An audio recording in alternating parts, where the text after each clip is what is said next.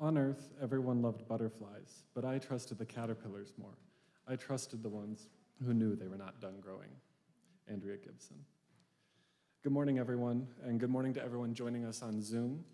My name is Alyx Shilling, and I use they, them pronouns. Before we bring ourselves together in song, there are a few key goings-on you might want to know about. A new church year is coming, and there are a wide variety of chances for spiritual enrichment for adults planned. Watch the webpage, the e-letter, and the pew pockets for more information in late August.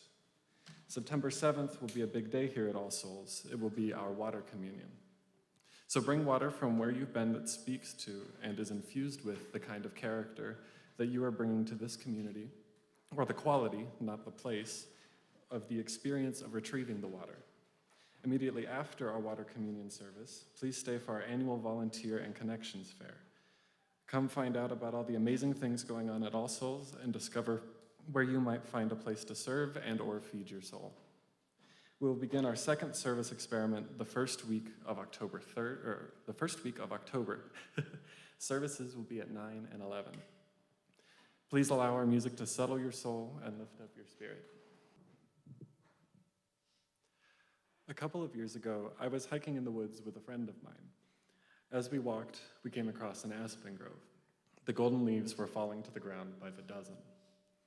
I was scarcely able to focus on the woods around us, as I was coming to terms with a new diagnosis. Just a few weeks prior, I was diagnosed with autism spectrum disorder. I was surprised that the greatest challenge I felt surrounding this disorder wasn't in planning for a life with a condition that I was only just beginning to learn about, but in looking back at the life that I had lived so far. For years, I had struggled. I had great difficulty maintaining friendships, I never really fit in, and I struggled greatly with finding a sense of self.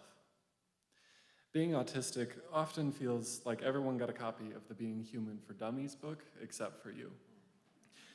So myself and many of my peers spent years of our lives frantically reading over the shoulders of neurotypical people, copying their notes.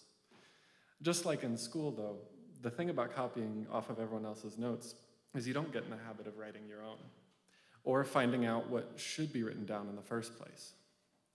This act of masking, blending in with the neurotypical people around me, was a tool I used to go to college and to get a job, but it was only after college that I began to realize that I had grown far too dependent on this mask.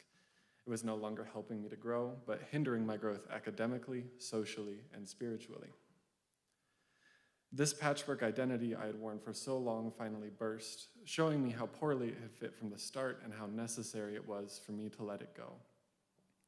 Letting go meant reinventing my identity from the ground up, and for the first time in my life, it meant that rather than asking what would fit in the confines of that patchwork identity, I could define my own path, my own goals, and so much more.